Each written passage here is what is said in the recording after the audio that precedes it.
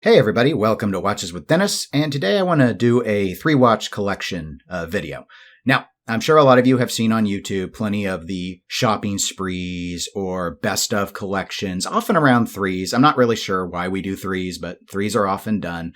But I'm like many of you, I've decided that the dollar amounts that they're using are just way too limiting. I mean, who is only spending $20,000 on watches or $30,000 on watches or $50,000 on watches? We've got to go higher.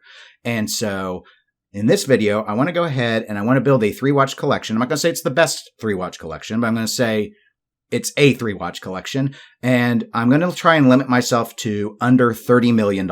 So given that, I need to give myself some parameters. So in terms of the 3 watches, I've decided I want to do a chronograph, I want to do a dive watch, and I want to do a highly complicated dress piece. So I just picked those because I thought it gave a great deal of diversity out of a 3-watch setup. And so let's go ahead and begin. So the first watch I'm going to do is the chronograph. And in that case, I've gone ahead and I've picked the Breitling Premier B01. Now, I think that's a real interesting watch because the movement that Breitling developed for it is a vertical clutch column wheel chronograph.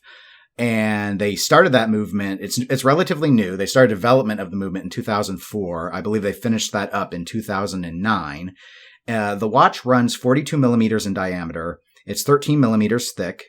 The movement comes with a 70-hour power reserve. The watch does have a date function in addition to the chronograph features, and it features 100 meters of water resistance. So it's a relatively robust sports watch, but if you need to time things, I'm giving you that option. Now, price-wise, this watch is listed on Breitling's website at $8,500 US. So we've not made very big dent in our 30 million yet, but we do have 2 more watches to go.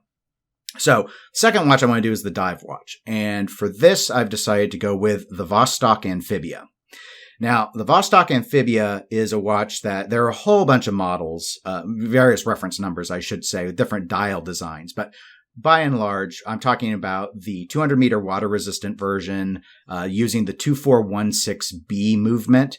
That movement only has about 31 hours guaranteed power reserve, but it is an automatic in addition to having a hand wind feature. The watch does often come with a date function, at least the one that I'm referencing here does.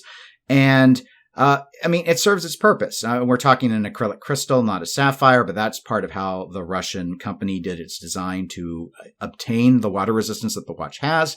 And the price tag, roughly speaking, they vary, but you can find them on eBay for around $90. Okay, so again, not a huge dent yet in our total dollar amount, but that just means we have a lot to play with in the dress watch. So for the dress watch, I've gone with JLC, or Jaeger-LeCoultre, Reverso Hybris Mechanica Caliber 185. I'm not sure if that's how it's all pronounced, but that's what we're running with. So this is an interesting watch. As a Reverso, it's one of the rectangular watches. So the diameter is a little weird. So its width across is 31 millimeters.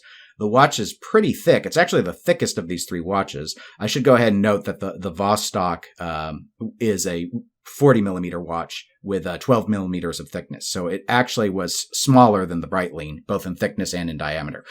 So the JLC's got a 31 millimeter width, but the thickness is 0.15 millimeters. So it's the thickest of these 3 watches, which is not normally how we would go with a dress watch.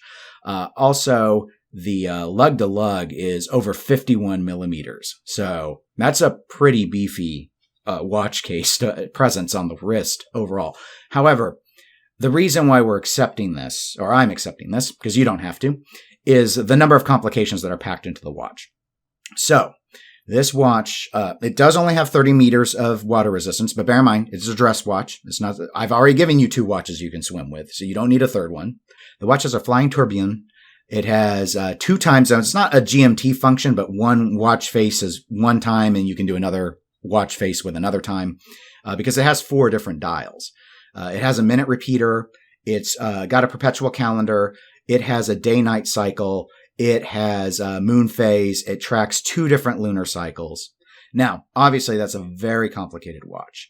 And converting it from euros to dollars, it seems to run about $1,592,000. Okay.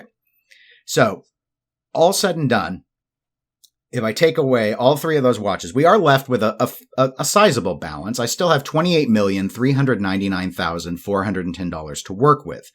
So if you're willing to go past the 3-watch limit, you could probably pick up a couple Seikos, maybe a Citizen. You want to go more upstream, you could look at Tudor, or perhaps you want to look at some Omegas. I mean, really, whatever you want. It's, as I noted at the start, a 3-watch limit I find strangely limiting to subject yourself to. But hey, we all have the parameters we play by. So anyway, I'd love some thoughts on my 3-watch collection for under $30 million. And I'd like to know, if you want to comment below, what you would do with the $30 million. Would you go with a less complicated dress watch and a more complicated sports watch? Would you like to see a dive watch that could go beyond the 200-meter water resistance rating? Because there are quite a few that can go deeper. I mean, there's so many options that you can have. Also, was I still too limiting? Should I have used a $60 million budget and tried to get 3 watches under $60 million? I mean, I don't know. Let me know what I should have done. But other than that, thanks everyone for tuning in, and I'll talk to you next time. Take care.